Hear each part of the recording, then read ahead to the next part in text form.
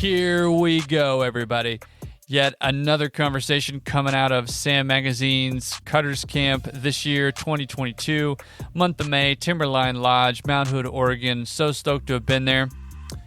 Before I dive into the introductions of the people that were with me in the booth for this conversation, I want to give some shout outs. First and foremost, wonderful time to thank the sponsor of this podcast, Knaack, for not only supporting me and everything that I do with the Blade Dive, but for getting me up there to Cutters Camp. So massive shout out to them. Olivia Rowan for the invitation and then the opportunity to just really take over the Blue Ox Bar and create the booth, because it's only ever existed remotely. So massive thank you to Olivia. Diamond Peak Ski Resort. They are the sponsor of episode 44, so huge thank you to Diamond Peak. And I actually have Jay Ridd, who is the mountain operations manager for Diamond Peak Ski Resort, on the line to talk about all things that are job opportunities that he's hiring for at Diamond Peak. And I think he's got a role or two he's specifically interested in talking about today. But Jay, what is up, man? Thanks for taking the time. Thanks, Parker. Thanks for having me on. My biggest struggle right now is looking for a slope maintenance manager. I hear you, man. Well, tell us more. What do you got? So specifically, is it that role that you're looking for? And if it is, tell us more about that opportunity. At Diamond Peak, we're structured a little bit different than a lot of ski resorts because of our size, basically. Slope maintenance combines a lot of what would be separate departments at another ski resort.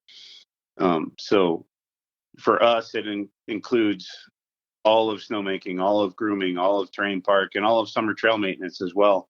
So what would essentially be 3 to 4 departments at a larger ski area is one for us. And so the slope maintenance manager needs to oversee all those departments and lead them, but they're not individual departments. They don't have dedicated employees, and they don't have dedicated managers underneath this person. This person runs all of those together as one department. It sounds like a big job. And the biggest part of it is the reality of what you do in a job like that is you're a communicator. You need to be a good communicator. You're servicing not only the guests and providing the product that they ski and ride on, but you have to service all the internal guests as well, whether it's making sure the lift ramps are dialed in the way that the lift operations team wants them to be, or you're arranging for the transportation of food and beverage supplies and trash to the Mid-Mountain Lodge, or whatever it is, even just getting parts or a tote of death from the base area up to the vehicle maintenance shop, which is a mid-mountain shop here. So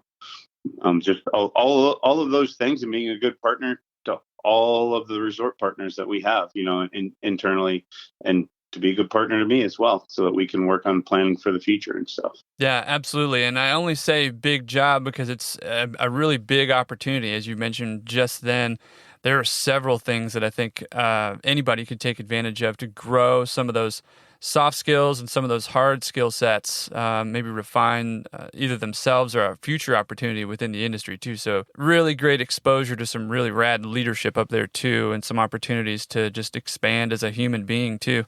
I got to know, man, what is it like to work with Jay Ridd? What's it like to work with you? I'm sure, like anyone out there that works for somebody, I can annoy the shit out of somebody sometimes. I pretty much stay really hands off with my leaders underneath me.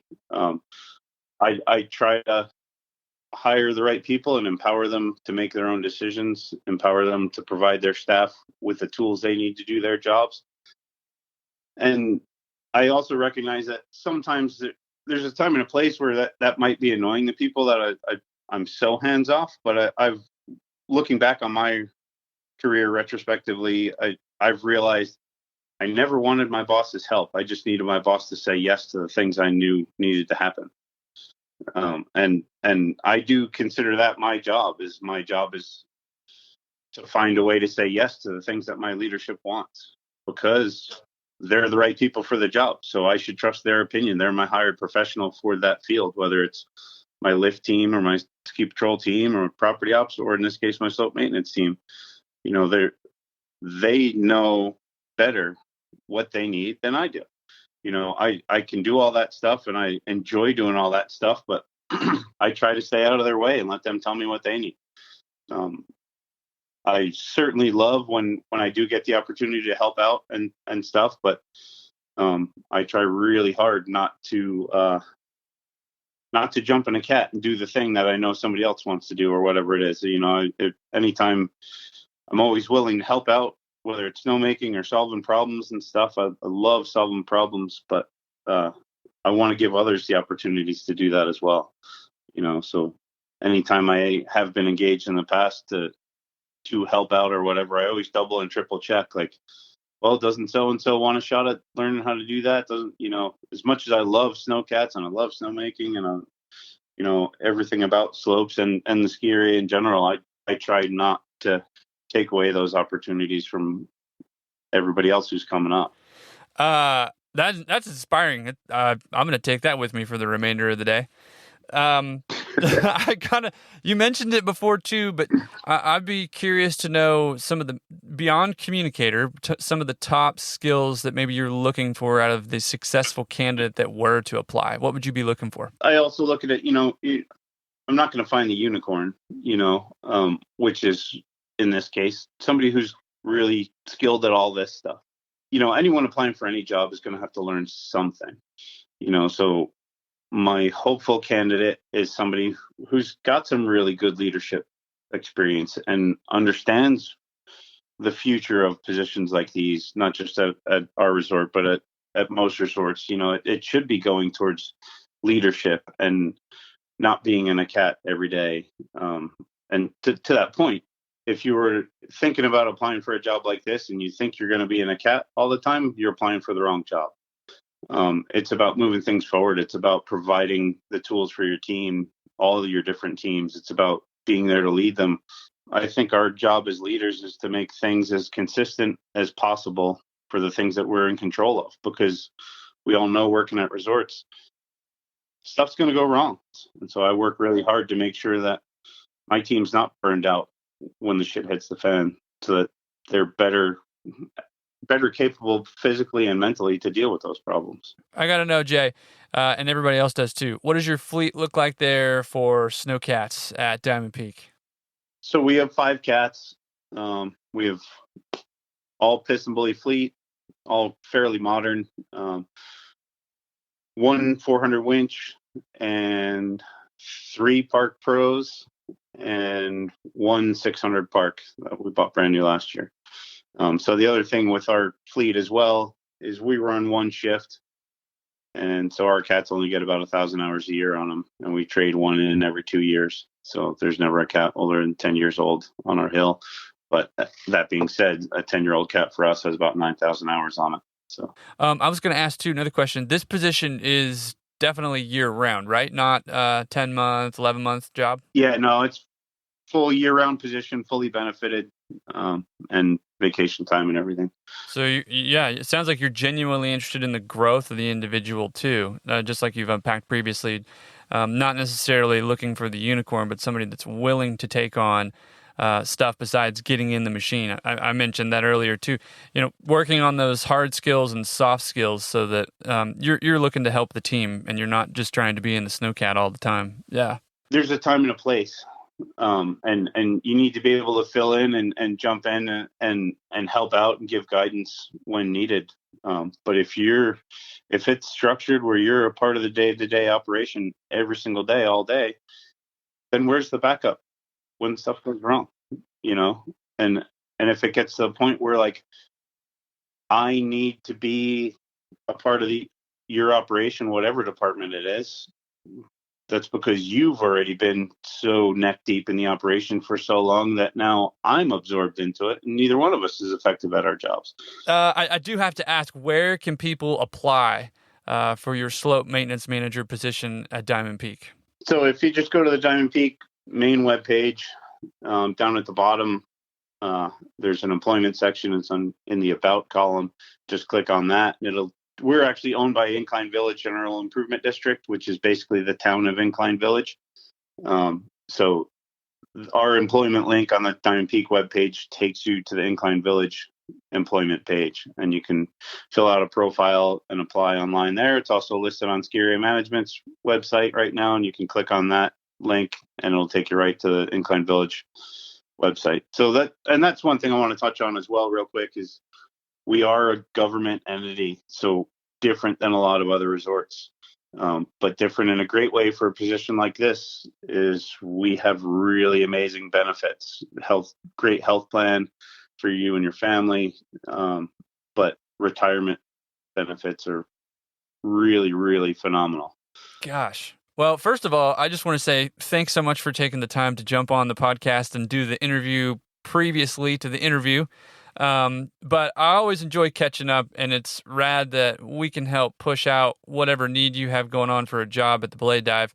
So again, thanks for supporting us. Thanks for taking the time to catch up and chat. And I'll probably call you this afternoon to get a debrief on how my day went, so I can be inspired for the evening too. Yeah, no doubt, dude. And thanks for the opportunity to put this out there, Parker. And thanks for everything you're doing for the industry. And for this particular episode, thanks to Lane and Brandon for letting me butt in at the beginning of their episode. Those dudes are awesome. And so I look forward to hearing what they had to say on the podcast. All right, huge thank you to Diamond Peak Ski Resort, the sponsor of episode 44, and for Jay Ridd for taking the time to connect with me to discuss his position that he's hiring for slope maintenance manager at Diamond Peak Ski Resort. If you're looking to go to their website right now and apply, that's going to be www.diamondpeak.com/events is going to take you right to the page with the job description link. Boom, there you go. Fill out a profile, apply. And I got to attest, being around Jay, myself, incredible human being. So awesome opportunity there at Diamond Peak. There will also be a link in the show notes for easy access to the website. Okay. I'm going to get into a little bit of an intro before we dive into this episode. But episode 44 is myself, Lane Knaack, and Brandon Dodds chopping it up in the booth at Cutter's Camp, the live booth, the Blue Ox Bar. If you don't know who Lane Knaack is and you've been living under a frickin' rock for, eternity, he's an influential snowboarder, but also a badass terrain park builder, snowcat operator, and fabricator of all things metal. So I'm going to jump into it. This is a fun conversation, and I hope you enjoy it too. So here we go. Go ahead and give it to Juice. Oh, ready.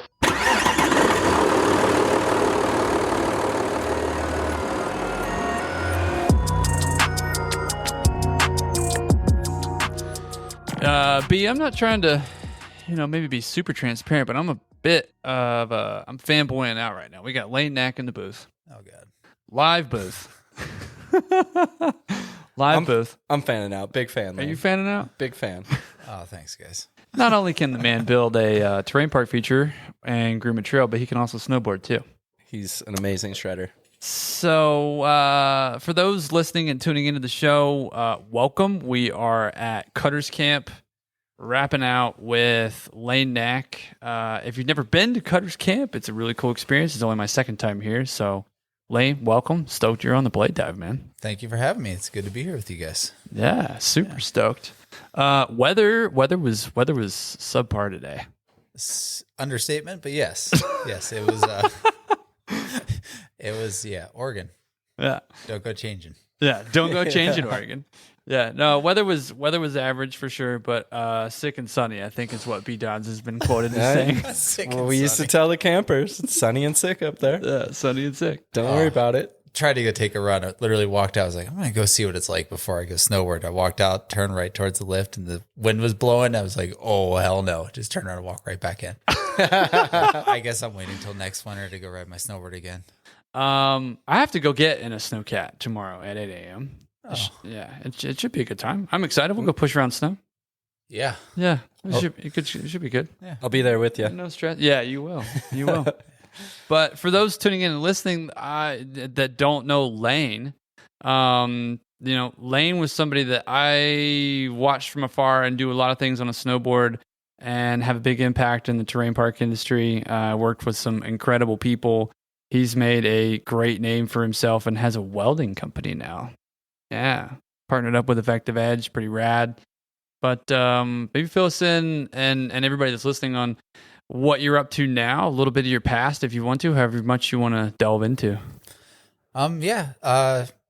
Started in the terrain park industry in 2007, 2008, 2009 between Kingvale and Boreal in Lake Tahoe, California. And over the years, really got into welding and messing around with that aspect of things. And as life progressed and I got out of the park world, moved back to the East Coast, and now I just have a welding and fabrication shop and fix heavy equipment, random stuff, work at like wastewater plants, doing lots of infrastructure builds, and more recently have gotten back into the terrain park world and building park features for resorts for their operations teams. And I couldn't stay away for that long. Missed it. So it's nice to dabble back into it and see old friends and meet new friends and get back out here. Never been to Cutters Camp before, so this is a cool experience for me for sure.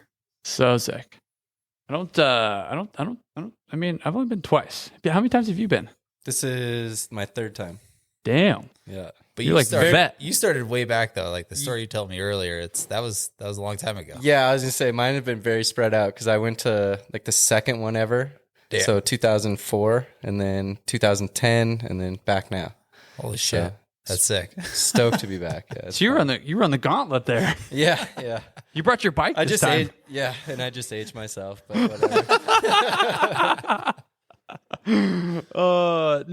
Look, there's some awesome things that happen here. I'd be curious to know, Lane, what out of all of the conversations that you've been a part of, and one of them can even be the stint that you were in the machine this afternoon or yesterday, but favorite kind of conversation that you've had while you've been at Cutters? Favorite conversation? Today listening to the gentleman from Risk Management was super cool to hear what they had to say, because that was something that, I don't know, a lot of people take for granted. A lot of people don't understand that aspect of what goes on in the park world.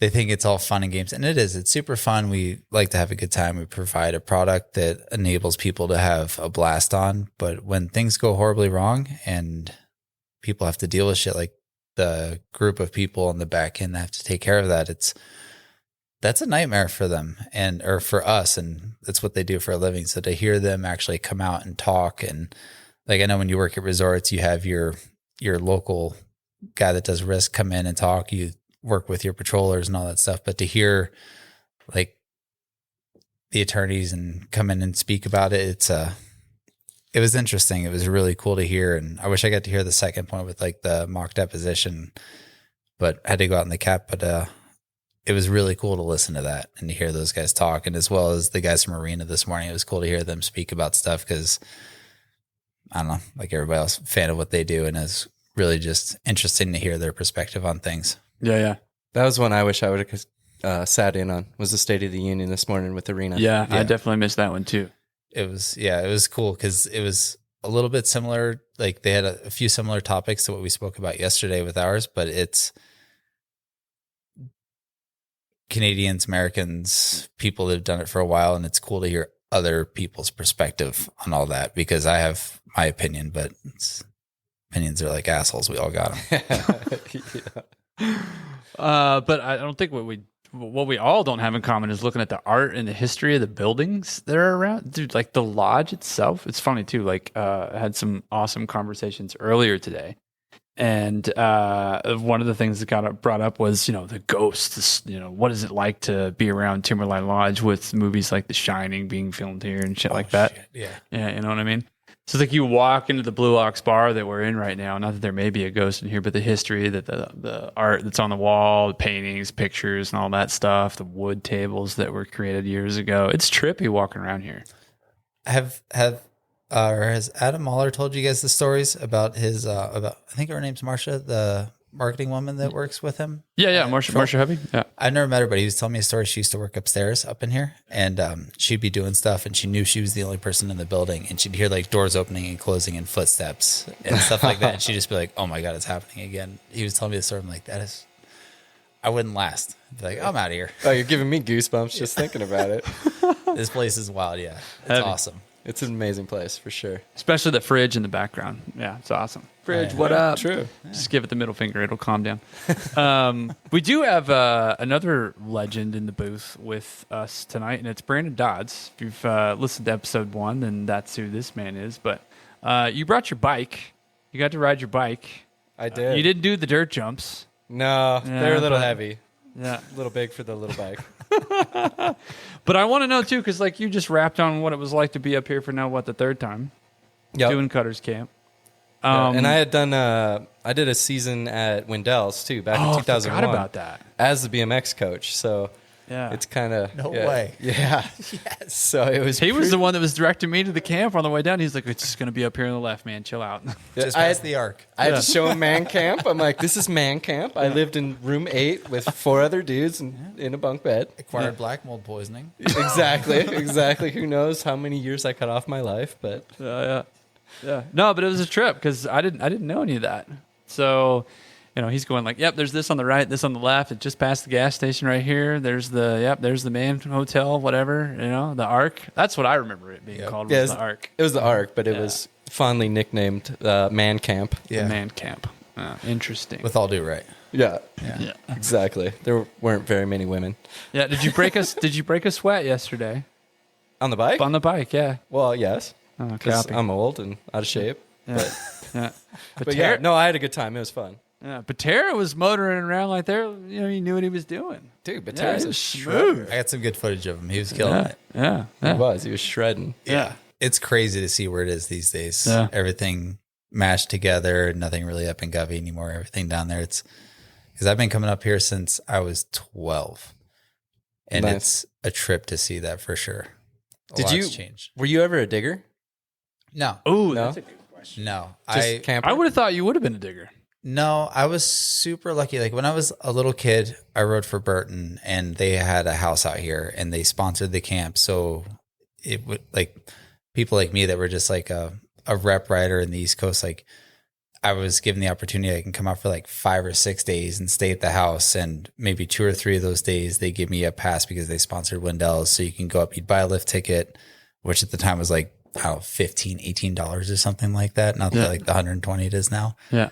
And then you go up there and you check in with the head digger, but you had a ride pass. So you just shred the park for the day. But also at the same time, there was abandoned parks and abandoned pipes and you can just go in there and like shape hits on the walls. And so it was fun. It was cool, but yeah, it's a trip to see how much it's changed now between the last, I'm not gonna date myself, a long time. Yeah. Here's a question. I never really have an expectation for the next time I go out in the machine. We always learn something, right? Always. Yeah. Second you always. stop learning, get out of it, go do something else. Yeah. There you go. If you stop learning, you're not in it anymore. It's Exactly. a mic drop Exactly. moment right there. But, both of you have worked for some pretty, I would say not eccentric, but different managers over the course of your careers. So, takeaways or advice that you might have for anybody that's either up here or for anybody in general out there in the industry that's operating a machine or in the terrain park program or on the Alpine side of things that has an interest in further pursuing other opportunities within the department. What would you say? How do you keep your head down and keep going? Like, how do you stay in the seat? Just don't let yourself get stagnant for one. Keep learning, keep asking questions. If you're fortunate enough to come to something like this, you're surrounded by many, many, many years of experience. So I would ask questions, pick people's brains. Keep going, strive for more, and never stop learning. What would you say to the crusty old dudes or gals that ultimately maybe can't get out of their own way with helping the next generation? Fucking stop. Yeah. Straight up. I agree. Don't be a dick. Yeah. There's no reason. I don't know. I always hated, and Jay Rid would always say this, like he would always talk about like people, like the way he was brought up, and the way he had to work super hard and the way he had to learn. And he's like, I don't think people should have to do it that way. Like, I think you should be able to come in a different direction. And I always took that to heart. I was like, that's awesome, because when I came in, it was different. Like, you had opportunities, but certain people, when they came in at certain times, had to work so hard and do so much crap to get the opportunities to get in the cats. I know that's changed a lot over the years, but yeah, I don't know. No, it's a deep question for sure. It's heavy. I think some people will probably be sensitive to it, but I feel strongly about it too. And I had a great conversation earlier with Drew Peterson and Laura Rogowski with respect to how management can make more of an effort to understand kind of people where they're at and not be intimidated to really approach people at their point of view instead of the selfish perspective, right? Yeah. That we went down a rabbit hole with that question for sure. But I think that's something, in my opinion, I've never really been around a manager that does that well or has done that well. I mean, I've even failed at it for sure. So, and I know that like Jay in the past and Jay Ridd and Dave Franzen and I have definitely pushed record for hours to record multiple episodes for the podcast. But that was definitely a common thread that kept coming up was the tough guy act, fuck the tough guy act.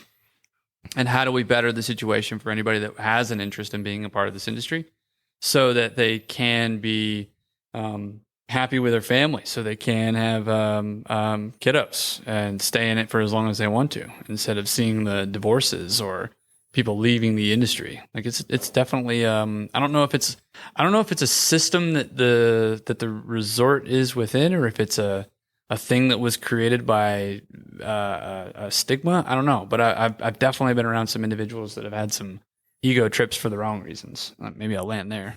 I'd say, I mean, it's just about communication. Like that was the one topic that kept coming up today in the roundtable was communication. And like, as long as people keep communicating and talking to each other, it should run fairly smooth, but yeah, don't, like you just said, get out of your own way. Like talk to people, see what's going on, see what the vibe is, To tag on to that, like when you're talking to people, if you like you guys have kids, if you have a kid, it's make that apparent. Like I have a child, I have shit I'm going to have to do from time to time. I'm not always going to be able to make it. And if you're open about that up front, like if this is a problem where once in a blue moon, like I'm not going to be here, then I can't do this. And if like they can't deal with it, they can't deal with that. But if they agree with it, then they made their bed and lay in it. And it sucks to say because I know it gets to the point where certain people don't show up for certain things. Like if you're in a snowcat and you're on a grave shift and you can't make it because something's going on with your child and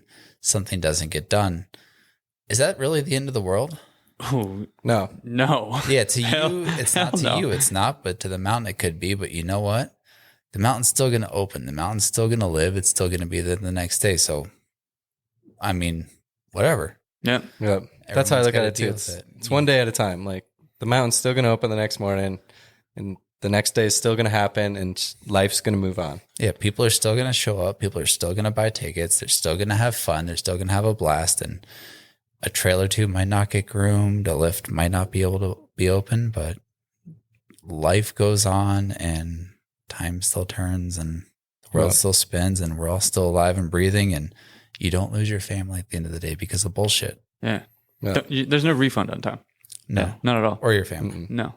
I was going to ask you that too. Like you've stepped into, and you mentioned it earlier, just this whole new realm of opportunity for yourself with what you're pursuing with welding and fabrication and really branching out with how you're networking too. What is it like pursuing that avenue while having a family? How's that dynamic working out?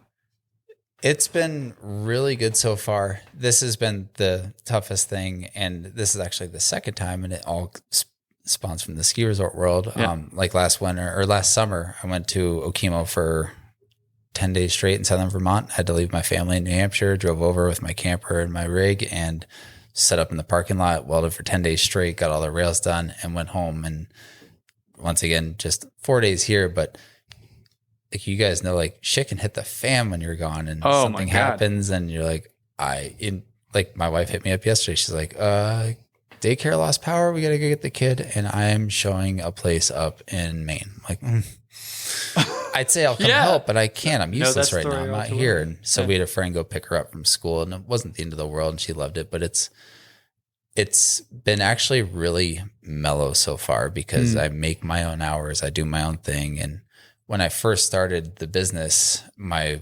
website I was open 24 hours a day. I didn't have shop hours on it. It was just open. I definitely had like between certain hours. It's an emergency service, so it's a little bit more expensive, like middle of the night kind of thing. But the rest of the time it's open. Now it's 7 a.m. to 5 p.m. Monday through Friday, but I still have my emergency services. So I'm able to, because I'm by myself, I can balance out that work life. Yeah. And it's been really fun so far. I've been enjoying it, and people respect it, and yeah, I can't complain. I got a Been question really for you. badass. It was perfect ending, like as the fridge just came on. I was like, oh yeah. Yeah, right. How much did having a family motivate you to start your own thing? 100% the reason. It was always a dream to do something on my own. And when my wife got pregnant, we were still out in Tahoe. We were living in Reno. I was working at Diamond Peak doing property operations. And it made me realize, like, I want to be able to spend more time with my kid, with my wife, as a group. And even though I was working outside of, like, Boreal is a different beast. Like, you're there right now. It's open 12 hours a day, and just that little bit extra makes that script flow so much harder, especially when you're doing summer camp and all that stuff. It gets hectic. It's not just a 4 or 5 month out of the year thing. It's pretty much at that point, it's 11, 12 months nonstop. So going to Diamond Peak was a little bit more mellow in the sense that we were only open so much, and then the rest of the year was just general maintenance and all that stuff. But having the kid, it was a huge focus on, like, how can I make it so that I'm around more, able to help out more, and not making my wife do all the work and carry all the heavy lifting. Granted, she does 99.9% of the work. I try my best to help out when I can and however I can, but I still stick her with everything. Well, like the specialty of what it is that you do, right? There's so much that you've learned inside the industry, the snow industry, and there's so much you've learned outside of it. And we've had several guests that have started, created, but gone through the process of creating LLCs and their own business and that platform, investing money, putting capital up front, whatever we want to call it. It's definitely a process, but what's cool, I'm not the excavator operator. I am not the guy that would become the consultant to be the snowcat operator. But what you've done is you've opened up this. I have a reputation as a rider. I have a reputation as somebody that's managed terrain parks. I have a reputation that somebody knows how to weld, and I can fit right into this niche of the industry. And here's how I'm going to do that through this skill set.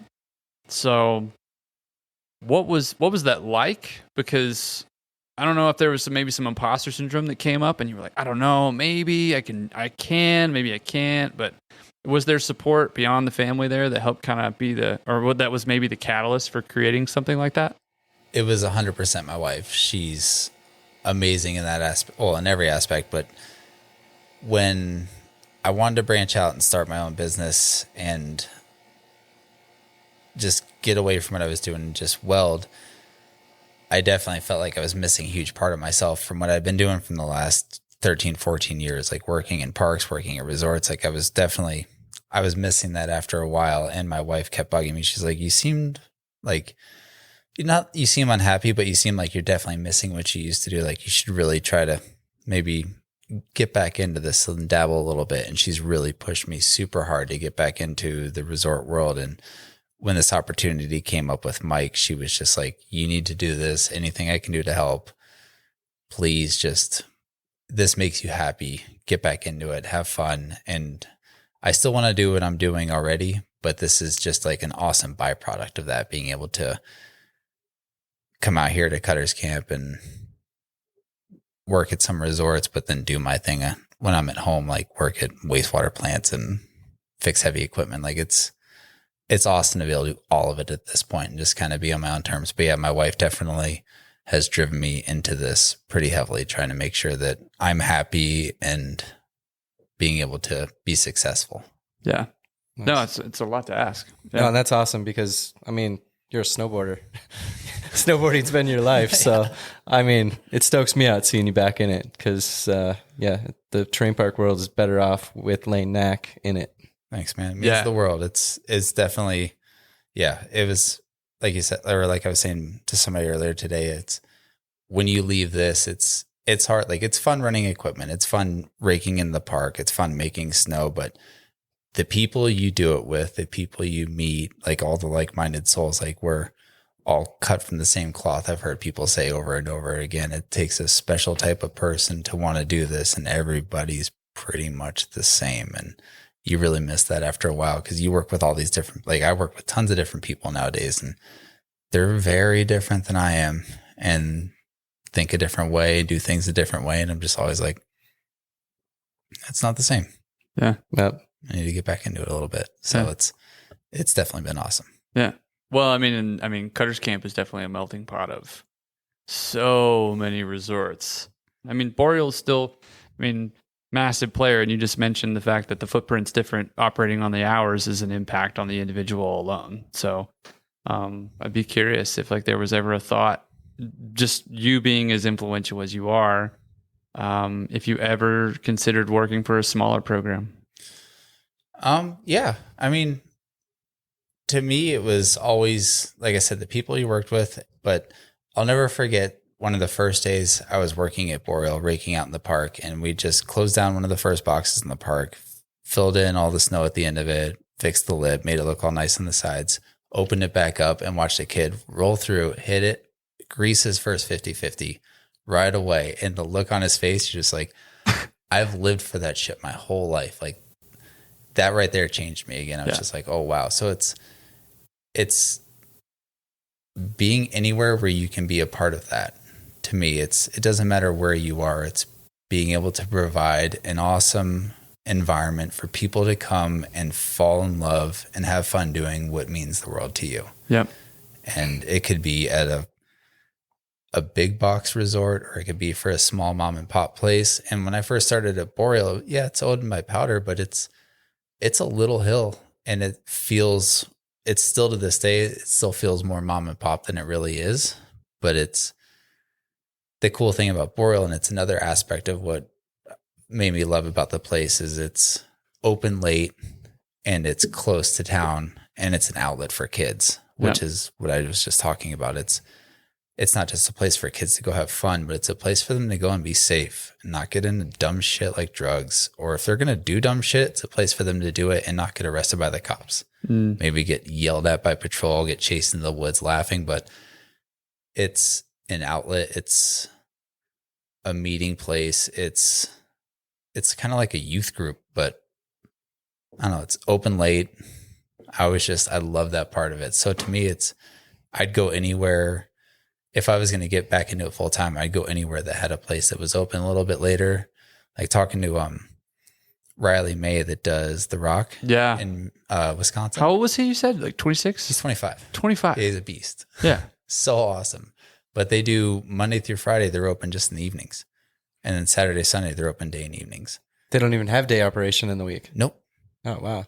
And it's sick because that's like what I was getting at. It's an outlet for people, and it's a place for kids to go and to meet up and to be kids and have fun and not be doing dumb shit on the streets. Wow, 100%. That's what drew me to it. Yeah. Same thing. Like, I was a little shithead, but at least I could go to the hill and be a little shithead and not be getting in trouble on the streets, like you're saying. Yeah.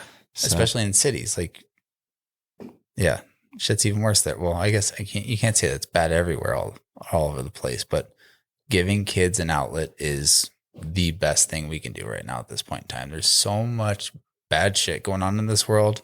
Anything we can do to give kids something else to do other than being a dipshit's awesome. Yeah. Yep. An outlet. Mm-hmm. Yeah, absolutely. Let's talk about Kingville for a second. Yes. Well, and the reason I want to talk about Kingville is, people really assume that I know a lot or most of the individuals that I talk to on this show, and I don't. I definitely meet them for the first time, and it's rad. So truly humbled by that. But they just reopened that whole gig. Yeah. And maybe there's a piece of you that wants to ride it every once in a while. I'd kill for it. Yeah.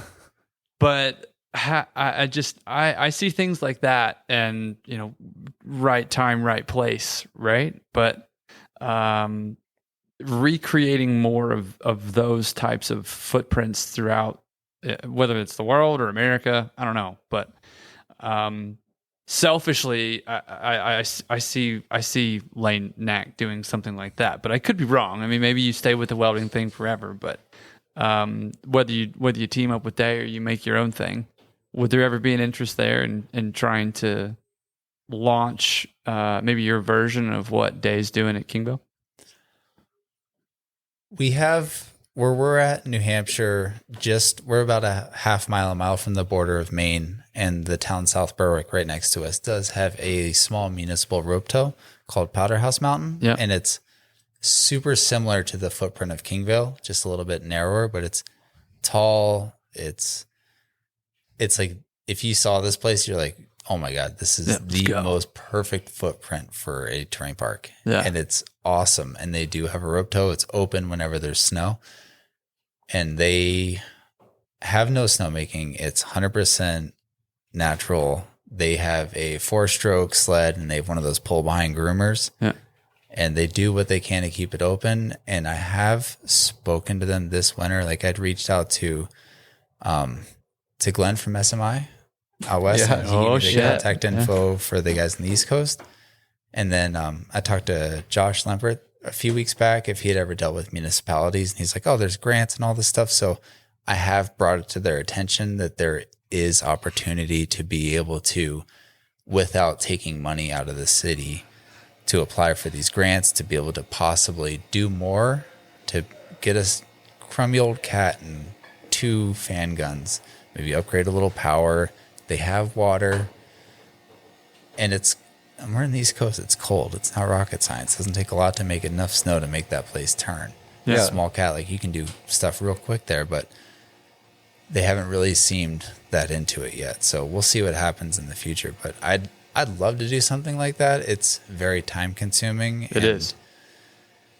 What Day does, like, that's his life. That's his dream. He's lived that before, and he literally chomped at the bit for the last probably like 12, 13 years until he was able to get back to it. So I'm hyped to see him doing that again. I so wish I was still out there. Dude, because open that back up. I mean, I look at the stuff that comes out of there every day, like when it was open, but like when it opened and the stories that were coming out of there and the photos, I was so FOMO, like just missing out. Mm-hmm.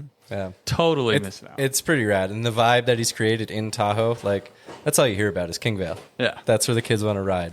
Like, Dave filled that void of stoking people out, and I guess he kind of brought back the snowboard culture, really. I mean, to me, that is the snowboard culture. People go there, they hang out. It's an outlet for them. They're, they can go there and do their thing.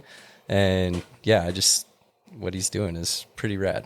Yeah, and absolutely. it's super cool because it goes back to a lot of like the panels that we've been listening to the last couple of days, where it's like, what's trending right now, and it's like everything is just like turning into fun, and he does nothing but push fun. Exactly. He pushes fun, and Day understands the culture. Day is a snowboarder, a park guy, and like what he's pushing is the culture. So it's super rad to see that coming back. Yeah, with all the big resorts and the corporate mindset. To have something like that is very refreshing. Did you go ride there? I didn't. Dude, Day, I'm why sorry. not? I know. You're dropping the ball. I know. I'm like 2 miles away. Fuck. I got a family. It's Oh, it's hey, tough. I I don't get even that. snowboard that much anymore just because of the kids. So It's called reality. It is Yeah. called reality. Yeah, I get it. I get it. I had to ask though. I know, and I'm like, yeah, I haven't. There's always next year. Yeah, exactly. Always next year. But yeah, that place is amazing. Yeah, I think it's time we do a push road question of the day. I know we got one, so let's jump into that. Before we do, though, I should say that the sponsor of the push road question of the day today is Diamond Peak Ski Resort, and they are currently hiring for a slope maintenance manager at the resort. If you're interested in applying, you can go to their website. That's www.diamondpeak.com/events. That's going to take you right to the page where you're going to see the link to apply for the job. Can't miss it. It's right in your face, mobile device or desktop. So go hit that website. All right, let's roll the intro.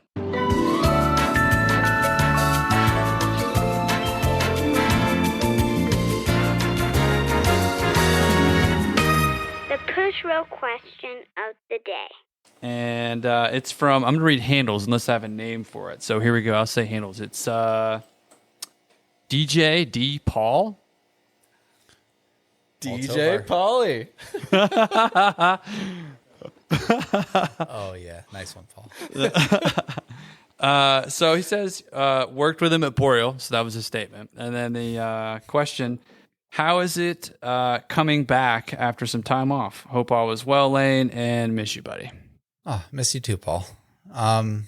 It's awesome. It's super nice. I really missed it. And it's funny. You don't really realize what you miss until you kind of get back into it a little bit, like getting out here and seeing people and like old friends, meeting new friends. And you're like, oh, this was always so cool because it's like-minded people all linking up, hanging out, having a good time together.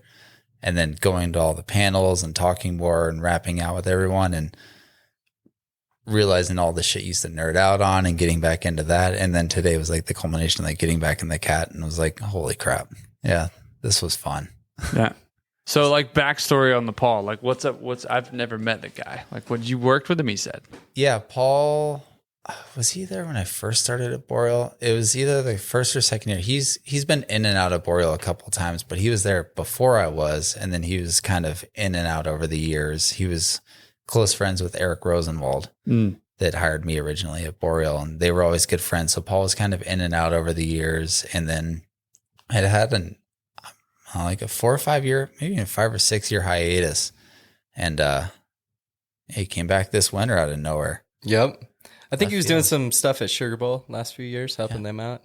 But he's a frother. So you work with him. You work with him right now, then? Yeah. Yeah. So, and he's a good dude. He's a frother, loves snowboarding, loves terrain parks. Die hard, exactly. Like he said somebody gave him the nickname Blade Diver. I think he nicknamed himself that. Yeah.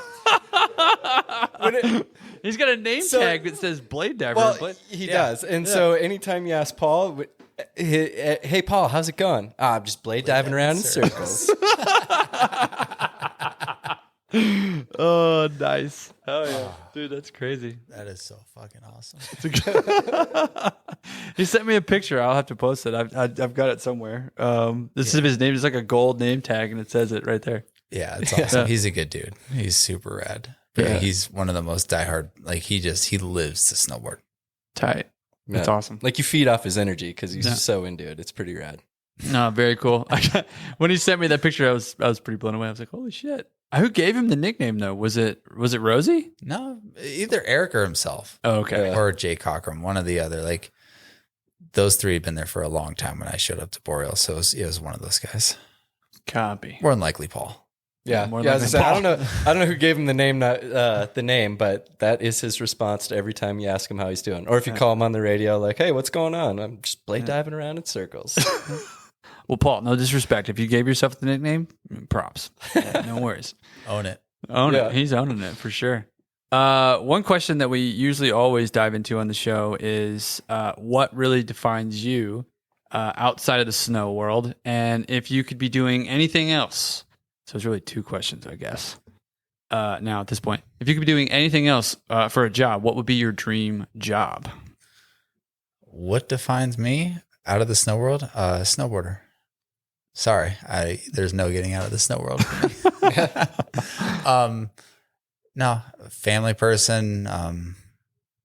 Yeah, that's about it. I enjoy my friends, my family, and snowboarding, and that's been my life, my entire life. So yeah. I don't think I can get out of that.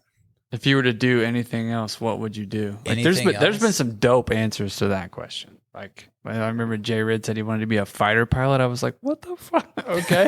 That kind of makes sense. I brought it up a few weeks ago. Like I'd be an engineer of sorts. I'm horrible at school. I'm not that intelligent when it comes to that stuff, but I literally spend my life now going to places and taking stuff that engineers have built and designed and construction companies have built and retrofitting them to make them work in reality.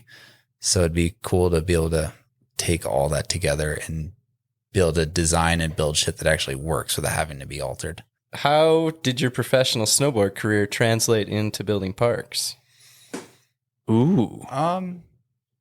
When I started up, I was hired as just hand crew when I started at Boreal, and it translated just, I liked snowboarding a certain way. And I'll be honest, like when I got to Boreal, it was like whenever we'd set rails, and I was working for Eric Rosenwald at the time, and he used to get so pissed at me because we'd put a rail in the ground and I'd be like, all right, bring up snow for the lip. And he'd just dump a blade of snow like 15 feet away. I was just like, dude, it's not 98. Like bring that up here. Like it's pushed up to the sides, make it street style. And really enjoyed making stuff how I thought I wanted to snowboard. And after a while, you realize it's like, oh, it's for everybody else, like not just for you. But certain parks are that way, but not all of them. So it was,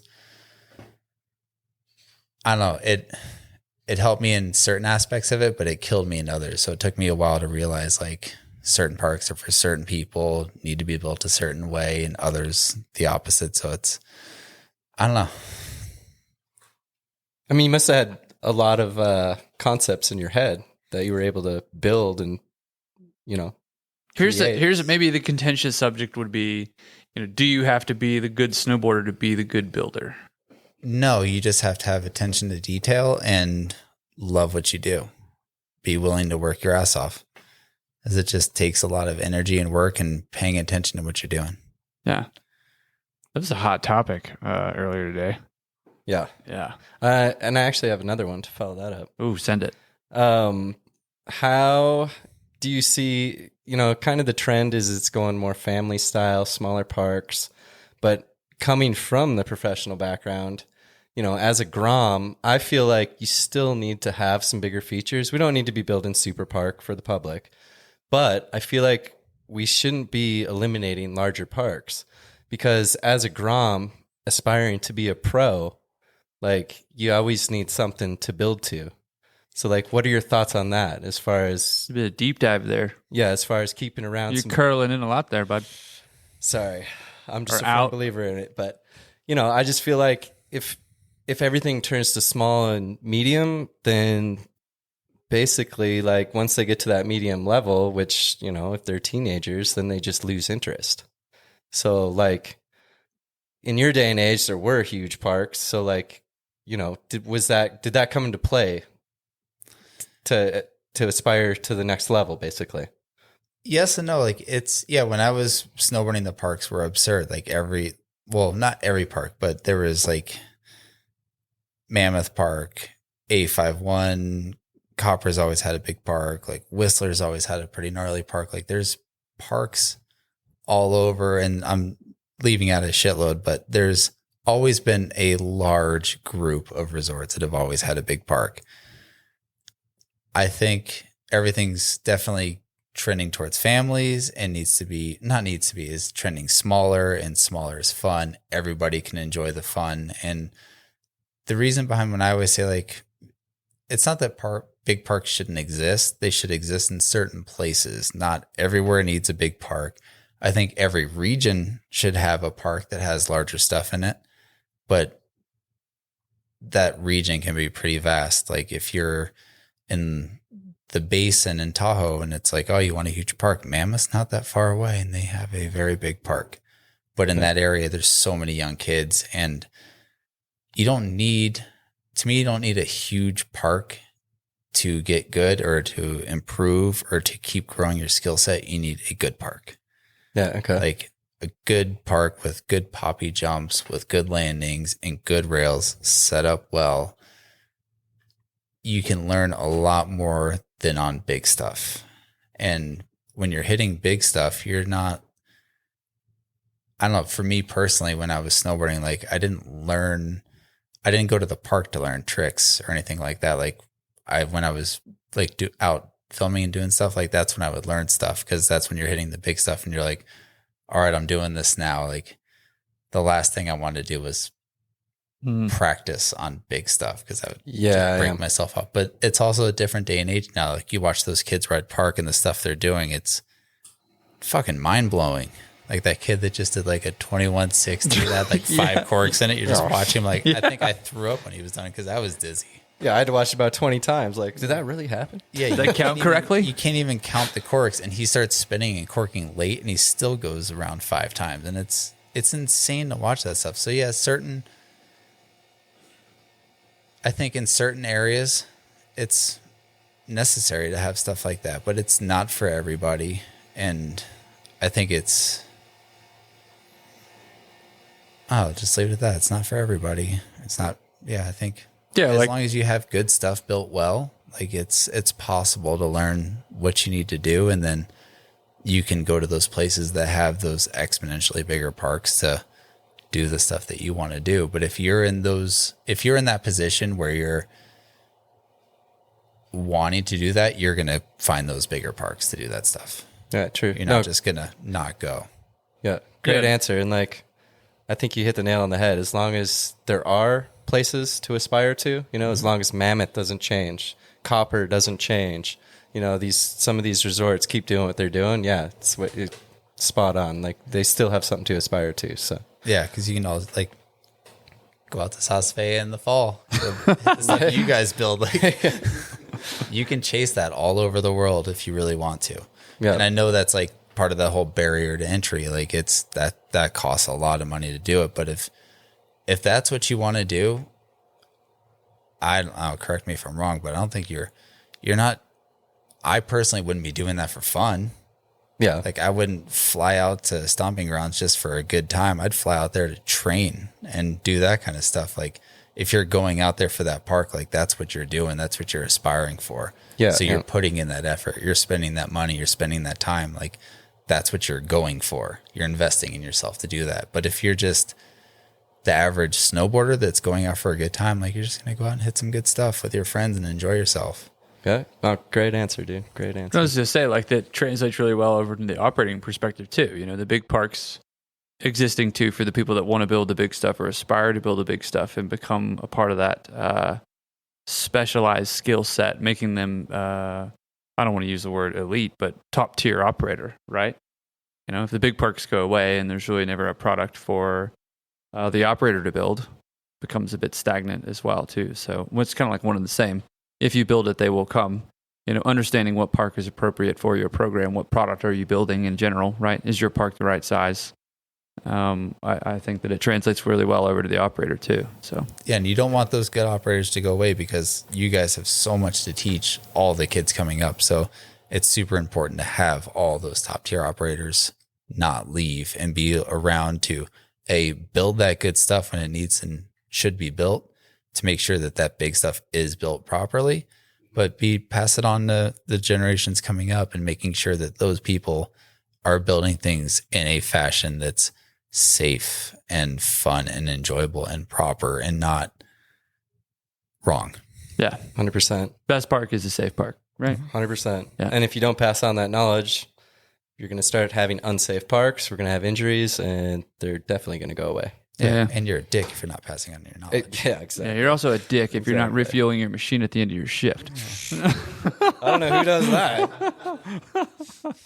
Deaf too, please. Yeah. No, but I think that's perfect because it's like, if you're a recreational snowboarder, you're going to get to that level and you're still going to be having fun, like you said. But the 5%, 1% that want to become pro, they're going to be hungry. They're going to go find it. Yeah. Same with an operator. If you're just content, you're liking it, you're going to cruise. You're going to do your thing at whatever resort you're at.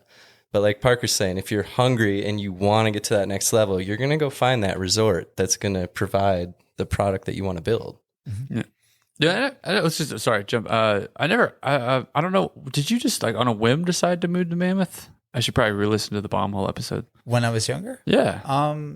No, I went out there probably like in 99 when I was a senior in high school. We went out there for, I think there was 2 contests that year, like a couple of and that was the hook. You were like, yeah, that's it. We went out there. The first time was for a contest. The second time was after a contest in Tahoe, and Danny Cass's older brother Matt lived in Mammoth at the time. He'd moved out there a couple of years prior, and he's like, "Oh, come stay with me. It's like spring park. It's super fun." And and he's like, passes are super cheap. And it was the first year they did that like VIP gold pass or whatever. It's like $199 or something for the spring. It was super cheap. And that was when they were, is it Intro West?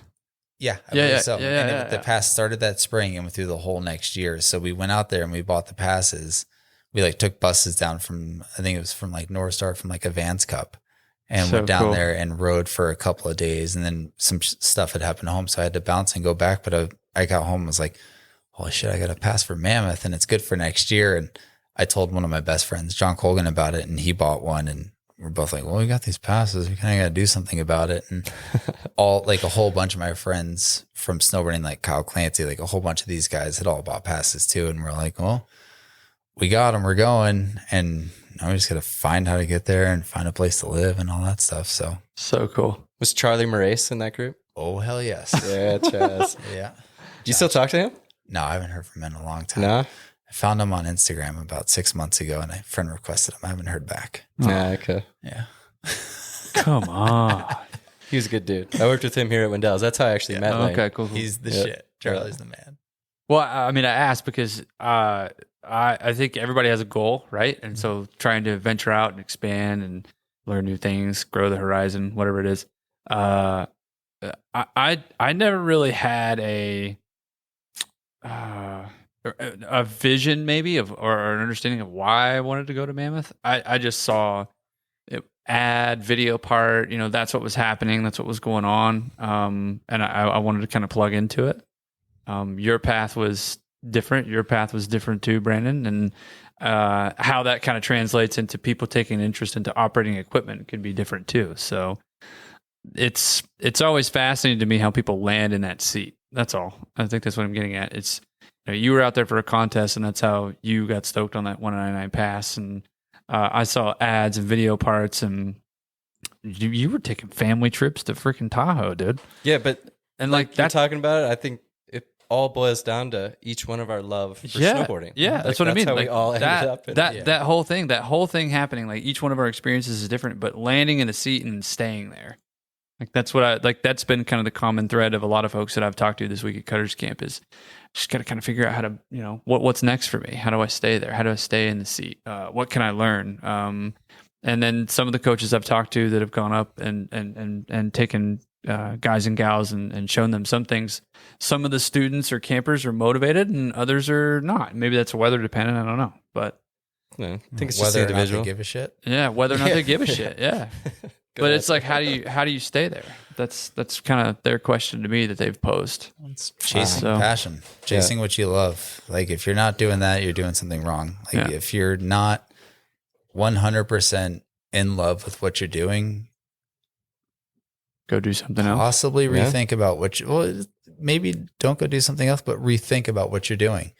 And if you rethink about it and you're still happy with or okay with what you're doing, because to some people, like, okay is fine. And that's fine. Like, who cares? But me personally, like, I've always chased what I truly love to do. So it's like when I was snowboarding, I was making sure that I was doing everything in my power to keep snowboarding. Yeah. When that ended, it was, I'm going to do everything in my power to keep snowboarding. So I'm going to go work at a ski resort. So is that kind of what happened? Did your sponsors just kind of start drying up and you were just looking for the next way to keep going?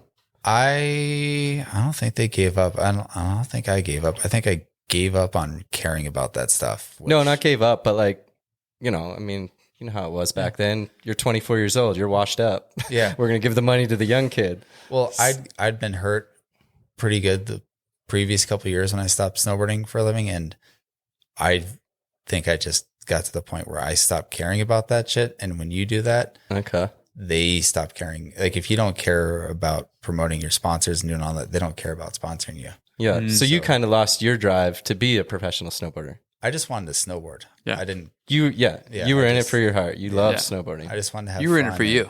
Yeah. And I left Mammoth and moved up to Reno and still had fun for a couple of years. It was like right when King Vale had, I'd say open, but it was still private.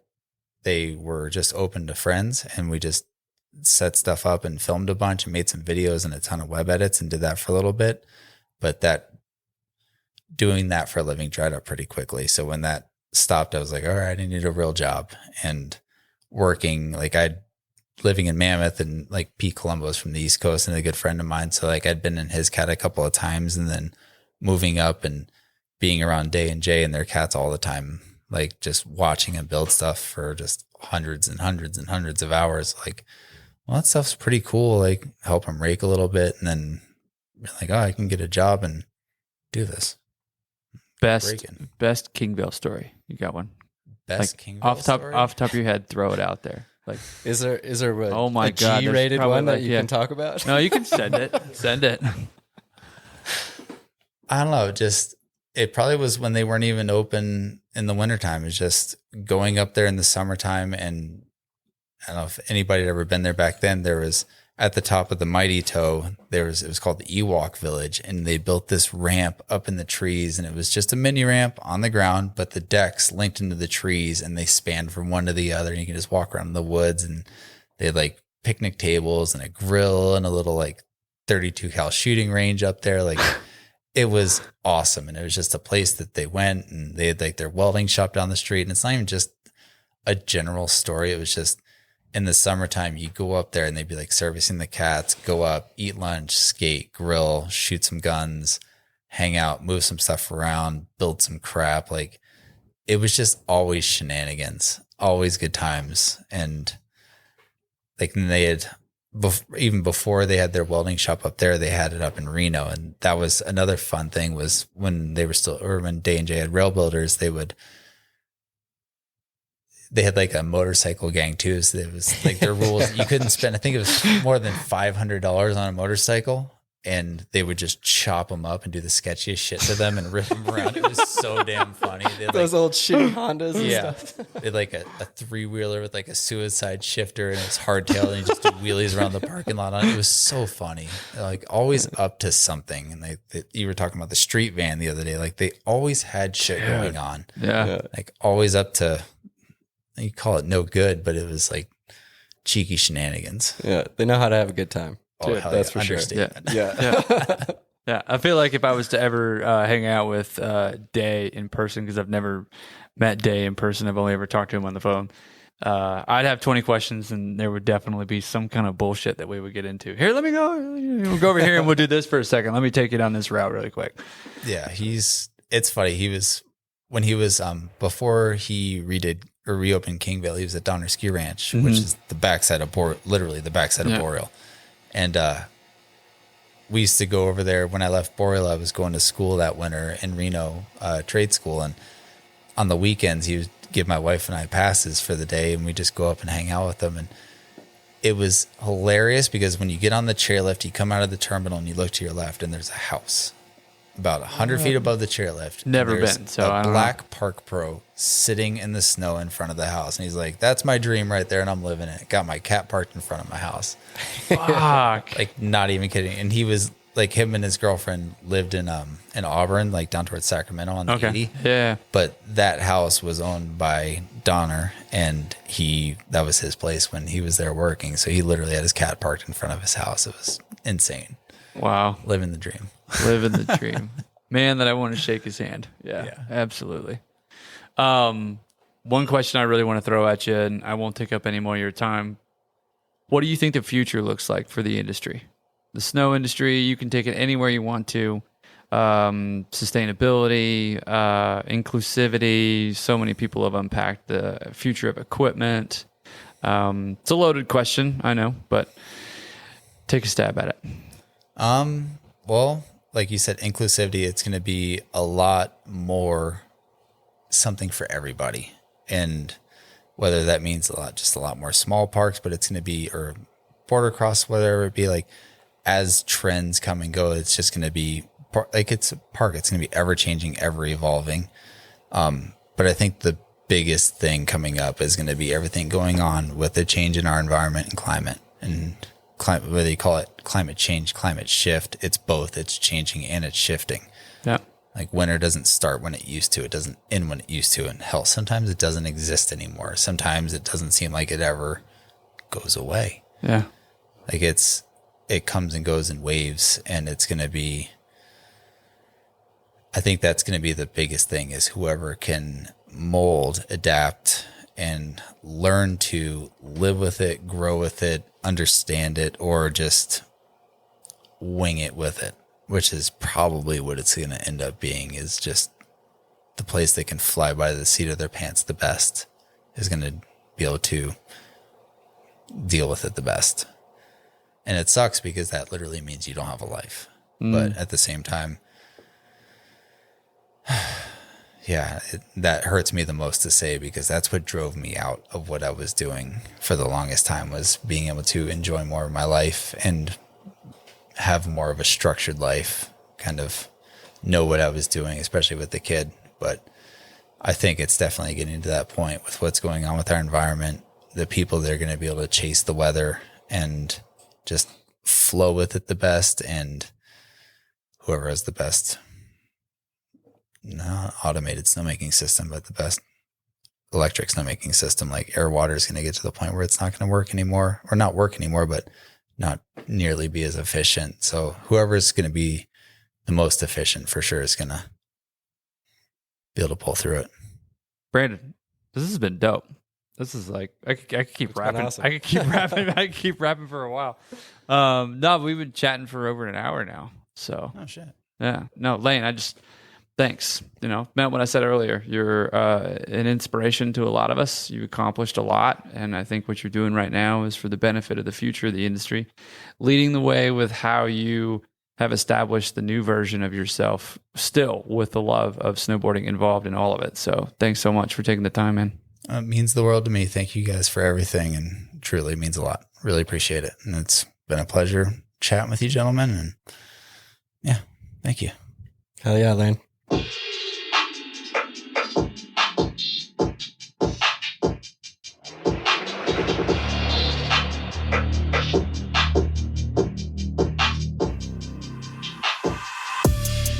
Okay, so all these in-person conversations are they're just different for me, and I'm having fun with each one of them. I got to give a big thank you to Brandon Dodds stepping up and co-hosting with me there, and to Lane Knaack for taking the time to just sit with us and chop it up for an hour. We had a lot going on that week, so I know it was just precious time to carve out in the schedule. So Lane, thank you very much. All right, I want to thank Diamond Peak Ski Resort for sponsoring episode 44 of the Blade Dive. They are currently hiring for a slope maintenance manager position, and if you're interested, you want to go to their website. That's www.diamondpeak.com/events. Hit up the website. You'll see the job link. You can't miss it. And you know the deal. Don't be a dick. Please fill up your machine with diesel and DEF at the end of your shift.